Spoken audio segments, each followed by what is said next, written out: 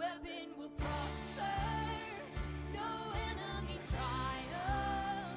He will not overcome. He can't scale these walls. Injustice will not win. Hell's gates will not prevail. Not on my time. Not on my watch. I am a watchman, and I take my place. As I wait, I will keep the faith. 'Cause I am a watchman, and I stand my ground. But if I never see it, I will stay the course.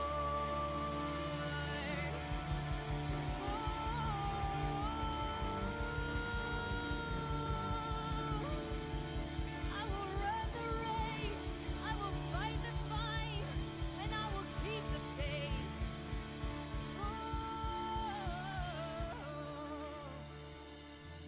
I keep my eyes fixed on you.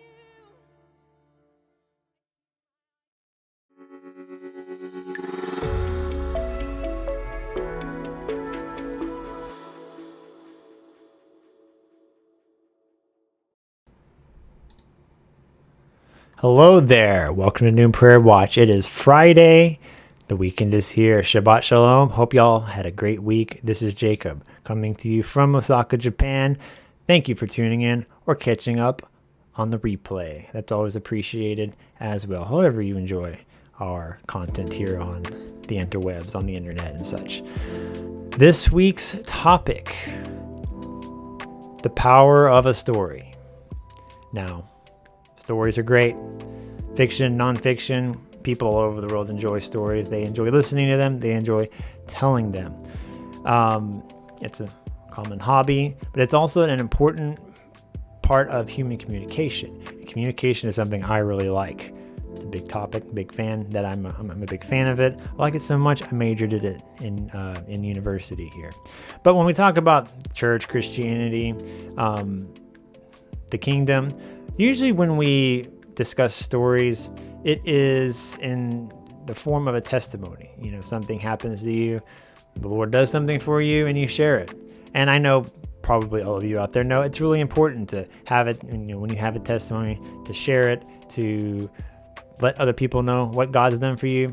I know all of y'all know that's important, but I want to kind of dive a little bit deeper into why that is. I want to persuade you of its real, like its true importance. I'm sure you know it at least a little bit. Some of you might know it quite a lot, but if you're out there and you don't, we're going to talk a little bit about why, about, you know, from my perspective, about why I think it's important. So, when we talk about being a salesman or even just preaching in general, there's a saying out there. It says the facts tell, but stories sell. When you're trying to persuade, when you're trying to tell someone about something, the facts, general information, you can tell someone those things, but a story will really go a lot further to persuade them. For example, let's say it's cold outside. It's really, really cold, and a person is going to go out, and you tell them you should wear a jacket, you could catch a cold, all of these other things, all of these negative consequences. And they're like, yeah, whatever, okay? I'm going to do what I want to do. You could tell them what's going to happen based on your experience, based on what you know, or you could tell them a story. You could say, hey, when it was this cold one time, I went out without a coat, I got a cold, it was really bad, had to go to the hospital, I had to, you know, drink all of this medicine. It wasn't a fun time, you should wear a coat. That's a little bit more persuasive, don't you think? And we use stories all the time in various contexts in order to persuade other people for certain things, or to at least share some kind of information. So when we talk about, this is what I want to do today. Here's the game plan. I want to talk about this just a little bit, about information and acquiring understanding from a biblical perspective. And then I'm going to share 3 of my own stories.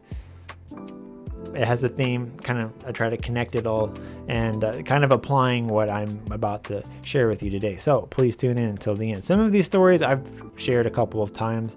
it's going to be a little bit different, a little bit of a different perspective and a focus. Some other stories I haven't really told a lot of people. So if you're a person who enjoys such things, don't forget, or just please stay and have a listen.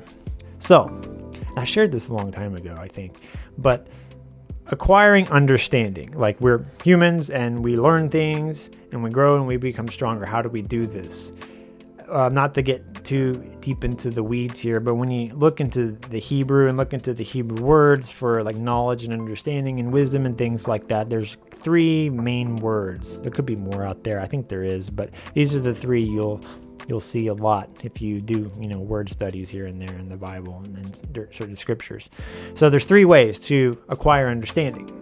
There's information, there's intuition, and then there is experience. The main 2 things we do is, information based and then experience. We do kind of these 2 things. Intuition is a little bit different. There is an analogy I read from some Jewish teachers. And let's say we're gonna have an analogy or a story here. You're in a kitchen, you have a hot stove, it's burning hot, really dangerous, and a child comes in. And that child doesn't know anything about that hot stove. So how can this child know that this stove is hot and that the child, he should not touch it? There are 3 ways to do this. The first way is you can tell him, hey child, don't touch that stove. It's hot. You're going to burn your hand. You're going to cry. It's not going to be a good time. Don't do it. And if the child is wise and trusts you, he will listen and he will not touch it. And he will avoid all of that pain. You won't have to go through a hard time to learn this information. You just received it from someone else, someone wiser, someone with experience, someone who knows things. And that's it. That's the easy way. Of course, children, I don't have any of my own necessarily, but I've been a teacher, and kids sometimes don't listen to you. That's just what they do. They kind of want to do their own thing. So that's information. That's one way to acquire understanding. The second way to acquire understanding is through intuition. You feel something, right? You don't know, you don't have the knowledge, you don't have the experience, but you feel. You try to feel it out. And so the kid, using the analogy here, the kid looks at and is in the kitchen, looks at the hot stove, it's burning hot. You see steam coming off. It's red, and something inside of him says, "Don't touch it. It's dangerous. It's not good. Don't stay away from it." It's instinct, And the child may, through that intuiting process, make the right decision and not touch the hot stove. Or maybe he will. Maybe he thinks, oh, I love red. It's my favorite color. And he'll touch it as well. Intuition can't be trusted. It can go both ways. So that's the second way. The third way is, of course, experience. No one tells him not to touch it. He doesn't have the intuition to not touch it. And he touches the hot stove and burns his hand, feels the pain. That creates synapses in the brain connect and creates a memory of that. Very painful, very ouch. Don't touch it anymore. And hopefully the child will not do it ever again. And he will learn from those mistakes. However, we humans sometimes struggle with learning from our own mistakes. And that's a very important skill to acquire if you haven't done it already. I'm pretty sure a lot of you have, though. Pastor Hooper. You know him, Pastor Scott Hooper. He's in Christian Center. He often says this in a lot of his teaching and a lot of his sermons. He says that things are better caught than taught. So when we talk about the most effective way of acquiring understanding, obviously experience is the best way to do that. You can tell someone something and they might take that information and go with it, do the right thing with it. But when you experience it yourself, you really know like what's going on, right? And for good experiences, that's a good thing. For bad experiences, it's not fun, but it's sometimes something we go through in life. And so a story is a little bit different. A story is a way to gain understanding through the experiences of others. Some, if a story is very engaging, you're sucked into it. You're like there, even though you're not. You're listening. You're watching a movie or something. Using your imagination, your creative juices, and you're thrust into this story. And depending on the storyteller, the sights, the smells, the sounds, you're engaged, and you can feel it almost, and you can experience things in this way. Of course, it's not the same thing as experiencing it yourself, but it's pretty close. And so when we look at the Bible, when the Bible conveys information, they use, of course, these three methods. They use information. There's commandments. There's proverbs. Jesus will say, do this, don't do that. As Moses will say, don't do this, don't do that, do that, do this, don't do this. Right? Gives general information. Not, sometimes that information, don't worship idols. Doesn't always say why you should do that or why you shouldn't do that. That's not really important. The prophets are wise, the Lord is wise, and you're supposed to have faith in them and trust them, and all those sorts of things. Your parents and things like that. There's lots of scriptures about that as well. Obeying your parents, respecting your parents, honoring your parents, and such. Intuition. When it comes to intuition with the Bible, sometimes, as history progresses, new situations arise, and maybe the biblical answer to something isn't 100% clear because of technology or changes in culture or things like that.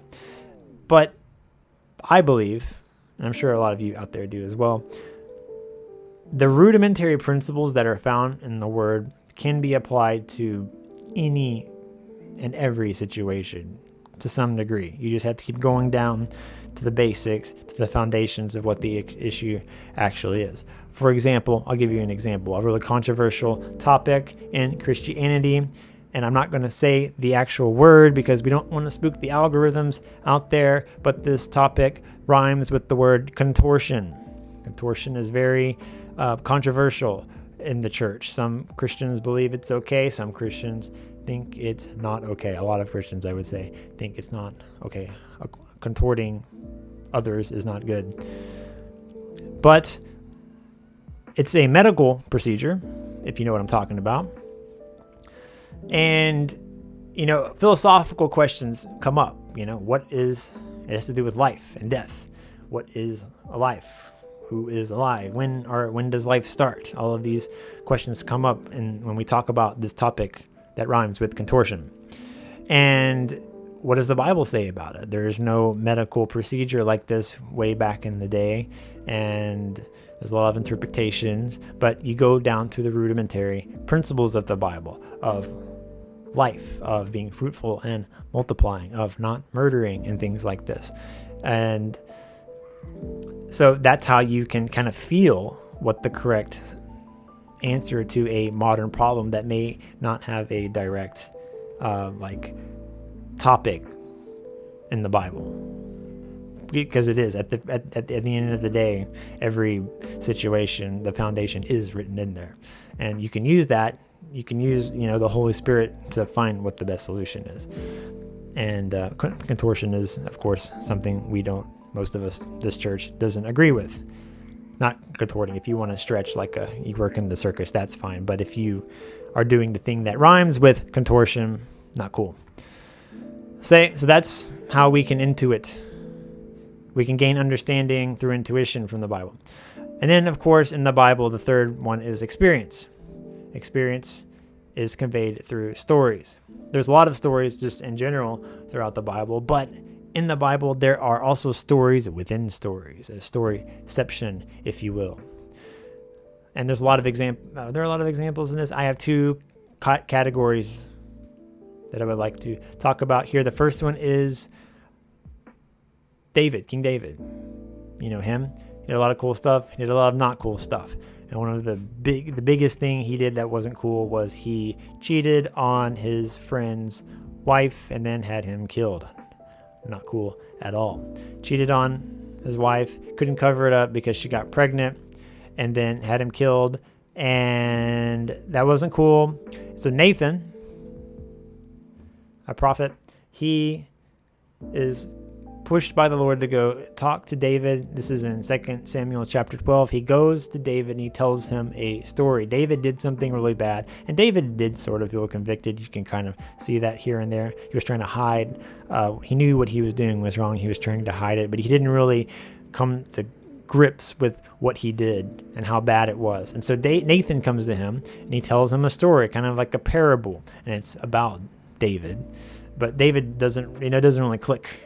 David doesn't connect the dots at first. And so Nathan tells him this whole story. At the end of it, David realizes he did something wrong, and he repents and goes through a whole grieving process and all this sorts of stuff. Lots of drama happens from his mistake there. But Nathan used the story in order to shift David's perspective outside of himself, to look back in on himself, to see that what he did was really, really bad and that he should repent. And he did. And so stories can do that. They can kind of shift your perspective in order to gain a broader view of, what's happening here. So that happened.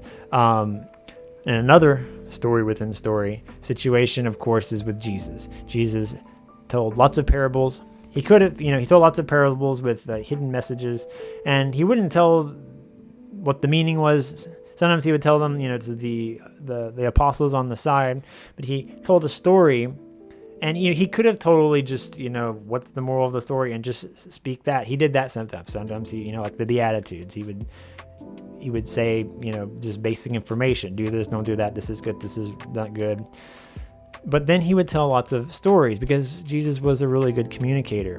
And when a person hears a story, again, facts tell, but stories sell. So the information Jesus is trying to communicate will, it's in the form of a story. And so a person can take that, they can munch on it a little bit, digest it, and they can glean the meaning from it from themselves. There's something about when you learn something yourself, it's a little easier to accept it than when someone tells you what to do, because humans can be rebellious.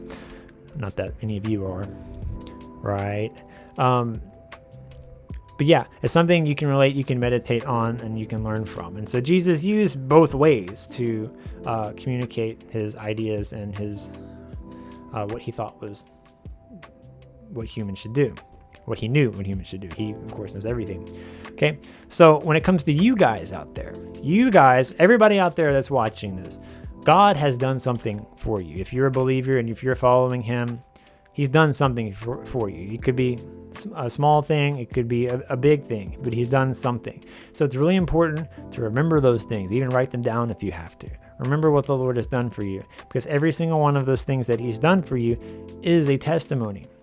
And you can use these testimonies, these stories, to help and to inspire others. It is important not to take them for granted. That is something, honestly, I struggle with. I struggle with taking my testimonies for granted. Because, you never know which of your stories, which of your testimonies will help other people. You could have some amazing things happen to you in your life, and then you tell someone else, and they're like, that's cool, I guess. And for me, I get kind of discouraged. I'm like, no, you don't understand. God is just amazing, and he did all of these things. And the other person's like, yeah, that's cool. Good for you. It doesn't really land. It doesn't really impact them the way you think it should, the way it impacted you. And then, on the other hand, there are these other stories you don't really think are all that significant, not that special, but it changes the other person's life, the person you tell it to. And you just never know. And so when you tell stories, it's kind of like sowing seeds. Is that how you sow seeds? I don't know how to do it. I'm not a sower. You toss them out like that, like frisbees. Not very sure. But people are like fertile ground. You gotta put the seeds in them, and you never know what's going to grow. You never know how that's going to affect them. But you have to go through the process of sowing, or otherwise nothing will ever grow. Your stories, your testimonies, the things that the Lord has done for you will not make an impact on others. And that is going to be an important theme later when I share my own stories. I'm actually going to do that right now. I have 3 stories that I would like to share that I have experienced here. It all relates to me being here, a missionary in Japan. And I'm not sure if any of these will help anybody out there, if you'll find them interesting or not. I'm just throwing seeds. Practicing what I'm preaching, so to speak. And these stories all happened when I was younger than I am now. I'm still young. And I learned a lot from these stories. I think about them all the time. I meditate on them. I learn from them. That's important too, to learn from your past experiences. And these stories are also, just going to throw this out there, they're from a perspective of a young person who grew up in the apostolic prophetic flow and apostolic prophetic church. And there's not, I mean, there have been, apostolic prophetic churches for quite some time, but we're really to a place now in the timeline where they're more prominent, they're more ubiquitous, and there are a lot more people, like me, growing up in them, and have lived their entire lives in them. Like when Pastor Tim, he'll tell his testimony all the time about how he came into, he grew up in a Southern Baptist church who didn't believe in spiritual things, and then how he was led into Pentecostal stuff and charismatic stuff, and here we are today, long story short. But this is from the perspective of someone, me, his son, who has grown up in all that spiritual craziness, because it used to be a lot wilder than it is now. Things have calmed down a lot compared to 30 years ago. Anyway, not going to get into a whole history lesson about that, but these stories are also real. Like, I'm not here trying to entertain or just tell you a really cool story that you think is great. I'm trying to give like just real experiences, unvarnished. This is just how it happened. Okay. So the theme, I have a lot that I could share, but I picked 3, and I was like, I'm going to pick 3, and I want them all to be sort of connected with the theme. And so and maybe in the future I could do other ones as well, other kind of stories as well. But the theme for today, the 3 stories that I have are, I wrote it down here, applying the prophetic to your walk or to your destiny. You're living life, you're doing what the Lord wants you to do. You get prophetic from people, or you get it directly to yourself. How do you apply it? If you get a word and you don't act on it, you don't apply it to your life, then it doesn't really do you any good, right? And so getting prophecy and using it like a tool to help you advance is really important. I'm not really here to teach you how to do that exactly. There's classes for that. There's a lot of other teaching material for that, but I'm just going to show you how I did it. These are my experiences, and maybe you can glean something from it. Maybe you just might find it an interesting story. So the first story, I'm going to jump right into the first one, has to do with how I came to Japan, came to this nation where I am now, many, many moons ago.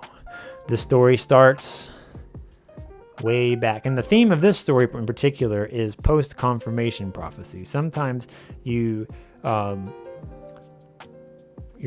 your walk, you're doing what you feel like the Lord's supposed to do, but you don't necessarily get a direct word from, somebody about what you're doing, and you might feel a little hesitant or insecure about it.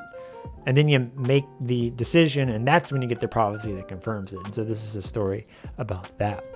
And it's a big part of my general testimony as well. And I've told this before, but I'm going to focus on just one small part of it here, the beginning. And so the first thing that happened was that those of you that know me, I've always been drawn to the nations. Pastor Tim has a specific story he tells about that a lot, about me, about offering your children up to the nations. But in general, I've always been drawn to the nations, but I was drawn to nations in general, not necessarily one. I'd go through different phases of my life, wanting to go to this nation, wanting to go to that nation. Japan was in the mix, but it wasn't like the main thing. And so, anyway, this story starts in 2006. This was the second time I went to Israel, actually. It starts in Israel. And those of you that have been to Israel know that you go to Tel Aviv, you fly into there, that's where their airport is. And then usually, no matter who you go with, you'll go up north and you'll go to a place called Caesarea, which you might, if you don't know where that is, you probably read about it in the Bible. There's an important Bible story that happens there in Caesarea. It's north, an hour or so of Tel Aviv. And so I was there, it was 2006, and I just graduated high school, or was about to, and I was really thinking, what am I going to do in my life, where I'm going to go, what am I going to do? I like going to the nations, not really sure. And so those of you know, in Acts chapter 10, there's a story about Peter, and he has a vision, open vision, I guess, of unclean animals. And long story short, this vision led him to go to Caesarea. And there's a guy in Caesarea named Cornelius, and he has a congregation there of Gentiles. And Peter goes out from his Jewish world, where he doesn't interact with Gentiles. He goes into this congregation and he ministers to them. And if you go to Caesarea, there's a place where it says, this is where, Cornelius's house is. And I was there. And when I was there, I didn't hear an audible voice, but I heard, it was like the Lord planted information inside my brain. I guess that's the best way I can describe it. And it was, go to Japan, is what this was. This is what I heard the Lord say. Go to Japan. Not an audible voice, but like information insertion. Go to Japan. And I was like, I wasn't like, okay, I'm going to do it. I was kind of like, what? Really? I don't know. I have other plans. And as I heard that, and I also heard, but first go get a 4-year degree from university, get a bachelor's degree. So those two things. And I'm not going to go through the whole, I got a lot of other confirmations for that actually on the trip in Israel. I'm not going to really get into that. I'm going to move on. But I got that, right? So I knew I was going to go to Japan, but I needed to go to university first. So did the first step that I needed to do. That was to go to university. And I went to university for 4 years. And at the end of the 4 years, going to be honest, I kind of forgot about Japan. Kind of wasn't on my radar anymore. I had a different plan for my life. I was building up a skill set for that, making connections, building a network, setting myself up to do all of that stuff, with media and things like that. And didn't really care that much about what the Lord told me in 2006. But in 2010, 4 years later, right as I'm graduating, I'm finishing that first step. That's, you're about to graduate, about to live your life, about to become a full-fledged adult. That's when I started praying, and I was like, is this really what I'm supposed to do? Because I really enjoyed it, but the problem is spiritually, like I knew that wasn't what I was supposed to be doing, and I was conflicted, So it's 2010, 4 years later, wasn't really sure what I want to do. And Chuck Pierce, Apostle Chuck Pierce, you guys know him. He's from, Texas, Glory of Zion. He randomly decides to come to Christian Center on a Wednesday night, which is kind of interesting because that's when not a lot of people usually show up. But he just said, nope, I'm going to come this day. And so he comes this day, and that day happened to be my birthday. And I just knew, okay, this is interesting. I'm at a pivotal point in my life. Apostle Chuck's coming on my birthday, Wednesday night to Christian Center. Something. I'm going to get, I don't know what, but I'm going to get something. Sorry, I hit my mic there. I'm going to get something. I just know. And so this, he came and he spoke and he gave a very powerful word about the destiny, not just of like this church, but also the region. And that video is actually on our YouTube channel. So if you want to go see it, it's one of the, if you could sort by like most viewed videos, I think it's up there. But he gave, and so if you want to hear what he actually said, you can go watch for yourself. It's on there. It's on the YouTube channel. But he said basically that people would leave, they would go from North Louisiana, they would go west, they would go so far west, they would hit Tokyo. And they would go from Tokyo, it would fan out and go even further. And if you know this ministry, we do ministry in the nations, in Europe and Africa and Israel, but we're venturing into East Asia now, which is part of what I'm doing out here. That's kind of that's my main thing I'm doing out here right now. And this is kind of where it all started. This is the first big prophetic thing that started pushing this ministry to do that. And, but it was a huge confirmation for me. I was like, okay, I was thinking about going to Japan. All right, now I know this is what I need to do. I wasn't really sure. I don't think I said that before, but I was thinking about it. I was remembering what the Lord told me in 2006. Now it's time to go. I didn't know how, I didn't know anybody, didn't know the language, but I decided at that point I was going to go. So my plan was save up, work for a couple of years, save up money and go. That was my plan. So fast forward to 2011, March 9th, 2011. I know this day because on this day, it was 2011. I was gonna go to Japan in the summer of 2011. So it was March 9th. The Lord tells me you need to delay your trip to Japan by 3 months. So I was like, all right, fine. And so I moved it from the summer to the fall. And 2 days later, if you remember back in 2011, there was a big tsunami and earthquake that happened in Japan. And there was the Fukushima nuclear reactor fiasco. And it was just crazy. And it wasn't time to go there at that point because things were getting really crazy or whatever. And I was like, oh, Lord, wow, this is amazing. 2 days before this crazy thing happened, you told me to delay my plans. So anyway, that happened. And then when it comes to, I'm supposed to be there in October, but because of tickets and prices, it was cheaper to go in September. So I went a week earlier, and the ticket that I actually got, usually when you fly to Japan, you go from, just straight there. You go from like Houston or Atlanta or whatever to Tokyo, and then from there to wherever you want to go. But this cheap ticket that we got went the other way. It went from Houston to Germany to Japan. It went the other way around the planet. And anyway, long story short, I missed my first flight. I didn't miss it. It was delayed by 3 hours. And so when I got to Houston, I missed my connection to Germany. And I was like, oh, what am I going to do?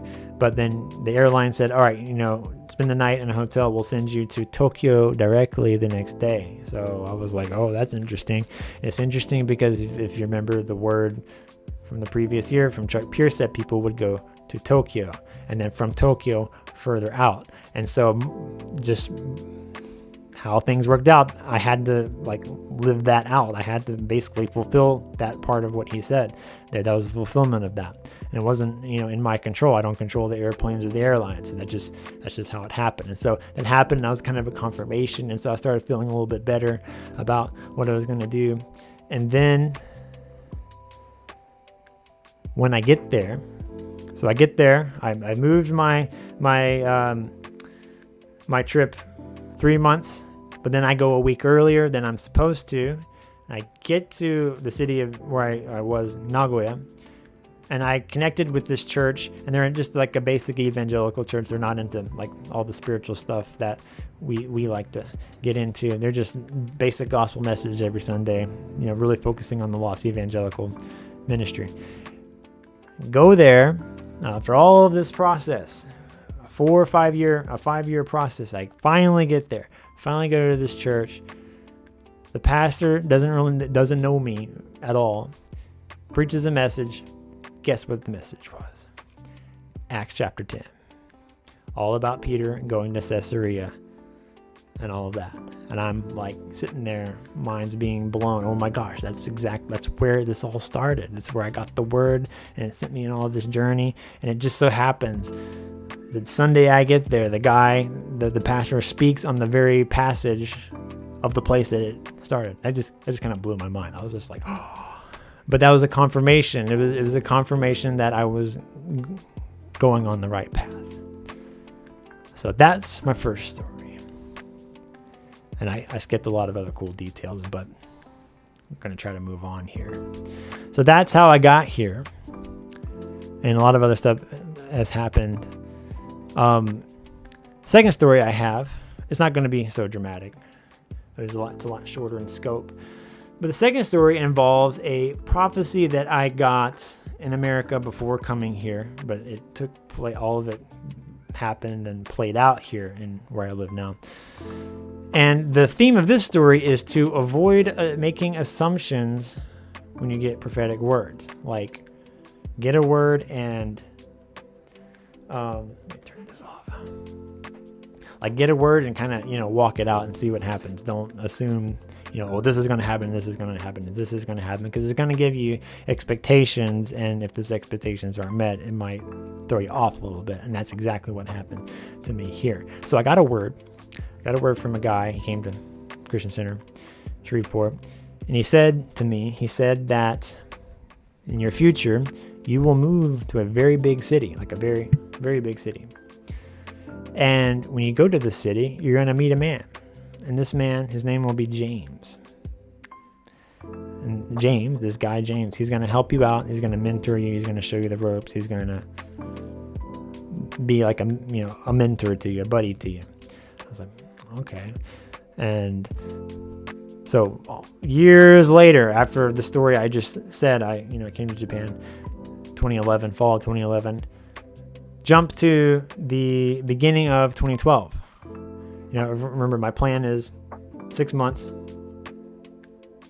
in Japan. So my plan was to study for 6 months, study Japanese language, and then just find a job and work and live my life there. That was my plan. And that's not what the Lord's plan was. That was my plan. It was very narrow in scope, didn't have a lot of faith, and it was all about me being independent, not getting help from anybody else. And the Lord wanted to break some of that stuff off of me. So my 6-month visa, I had a really short visa, and I had about like a month or two left. So okay, it's time to find a job and get a new visa and live my life here. That was my plan, right? And so I get one. I get a job, and where I lived, it was not in the big city. It was close, but the job that I found, I got this job offer. It was in the big city, right in the heart of it. And so, okay, this is what, the Lord, he gave me that word. I'm going to move to a big city. So here we go. Here's a big city. Going to move there. And by the way, when I asked that prophet, what kind of city, I forgot to mention this, what kind of city do you think I'm going to move to? And he said, it's going to be like Chicago, is basically what he said. It's going to be like Chicago, which that's going to be important later. And so anyway, I move into this big city. I go to this job interview, nail it. Like it was English teaching, working with kids, and kids love me. They absolutely love me. Not to brag or anything, but I'm pretty good with kids. And anyway, they loved me. They were like, "Oh, you're great. You're awesome. You did so good. We want to hire you." Guess what? The guy, the head English teacher, I think he was an American. Guess what his name was? His name was James. Oh, I'm moving to a big city. Here's James, as the prophet has foretold. And he was like, oh, buddy with me. He's like, all right, I'm going to help you out. I'm going to help you get a visa. I'm going to show you all these sorts of things. So I was like freaking out, like, yes, all right, God, this is awesome. I got the word from the prophet. It came to pass. And it did come to pass, but I had a lot of assumptions and expectations about what would happen after that, and that's not what happened at all. And so because I didn't do the whole visa stuff properly the first time, long story short, I applied for the new visa that would let me stay in Japan, but it takes a long time to get that. It takes many months. And my first visa ran out. I had to leave, go back to America, and wait. And I waited, and I waited, and I waited, and I kept calling the Japanese government, basically. And I was like, where's my visa at? And they basically said it was canceled. And I got an email from the school, and they're like, hey, man, sorry, your visa thing's taking so long. We kind of have to, run a business here. And if you're not here, we can't keep you on. We'll have to let you go. But you can apply next year if you wish to. And I was bummed out. I thought I had failed. I went back to America, went back to Shreveport. I didn't even want to go to church. I didn't want to see anybody. I was so embarrassed. I was really ashamed. I thought I had just wasted a lot of my time and with this whole thing, and it wasn't going to work out. And I was just really negative, and it was really low place. And so I stayed in America for 6 months, and I really didn't think I could come back here, but my family and my friends, people in the church, they knew what my destiny was. They knew what my calling was. And they really pushed me and encouraged me and helped me out. And they helped get me back to this place. And I don't think I would have been able to do that without them. I don't think I would have been, I wouldn't have had the will to do that. And so I'm so appreciative of all the people who supported me way back in, 2012. But anyway, fast forward a little bit, and I've told this story about how I moved from Nagoya to Osaka. When I get to Osaka, where I am now, when I moved in, this is what's kind of crazy. Osaka is the sister city of Chicago, which is what what the prophet guy said way back in the day. And even not only that, when I moved here, some of my friends helped me move, and when they drove in, they had never really been here. They said that they drove into the city, and they were like, this city is really like a lot like Chicago. When I heard that, I was like, the word, he said. I thought the word had been fulfilled, but it hadn't. I kind of assumed a bit too much and didn't go the right direction. But I was put into a place where I had to grow. I had to have stuff broken off of me. And I really feel like that's what the Lord's purpose with that prophecy was. So that's my second story. Second story, moral of that story is don't assume and don't create false expectations. Use the prophecy to walk your path, but keep an open mind. Otherwise, you might get discouraged. And because that's what happened to me. But even if you do get discouraged, God will pull you out. You have to work with Him. You can't be independent. You can't be independent. You can't do it by yourself. That's where I was. And so all that stuff broke off of me. I mean, and Lord helped me grow from that. Okay, third story. Third story is kind of weird. I'm not going to lie. It's a little funky. It happened. It's prophetic. Was like there, and it was fulfilled and everything. But I honestly to this day don't know why it happened. I don't know what God was trying to accomplish with it, but it happened the way it happened. And so the theme of this story is planting seeds, going back to what I was saying at the very beginning. You never know what's going to grow until you throw a seed. And so this story happened here in Japan, maybe around 2016 or so. And I was at the church that I help out with. And this prophetic guy in Japan, he came to the church and he was giving, prophetic words to many different people. And he gave me a word. This was on a Saturday, I think. He gave me a word that's really unusual. He said to me, you will make a promise to someone, but you're going to want to break that promise. But the Lord says you need to keep that promise and that He will honor you for it. I was like, really? Are you sure? I was like really confused by this word. If you know me, I don't break. I'm not going to say I'm not perfect, but I don't make a lot of promises so that I don't have to break them. My students throughout the years have always been frustrated with me as a teacher because they want to do stuff, but I never promise. And they say that, Jacob Sensei, you never promise. You always say maybe, if, perhaps. And that's true because I want to keep my word. I don't want to break promises. And so when he said that, I'm like, that doesn't sound like me. I wouldn't break a promise. That's really weird. That was on a Saturday, right? And so Sunday, that's after church and everything. I go downtown and I meet a different group of friends and we're hanging out and we're out at lunch and we're out on this, a lunch where like it's a patio and the street is open, right? And so I was sitting there with my friends, a bunch of 10 different people, and we're all talking and everything. And so out in the street, there are these two girls, they're like college age, and they're like walking around and they keep looking in like where we're all sitting. And they kept looking at me and they kept pointing to me and whispering to each other. And my friend, she said, those girls are looking at you. And I'm like, yeah, I know. It happens a lot. I'm tall and gaunt, and people like to stare at me sometimes. But then those girls came into the restaurant and they're like, they don't think I know Japanese, and so they talk to the person next to me. They're like, hey, can we ask him? We need his help. And they're like, hey, they want you to help them with something. And so these girls were in this like art school, like design and fashion and stuff like that. And I'm not going to go into all of what that is, but they had a project and they wanted me to help them with it on the following Sunday. And I was like, sure, I'm the kind of person, you ask me to help you out, I'm going to help you out. I like doing that. That's what I like to do. So yeah, sure. Sounds cool. And so it was these two girls and this other guy. It was like a group project or whatever.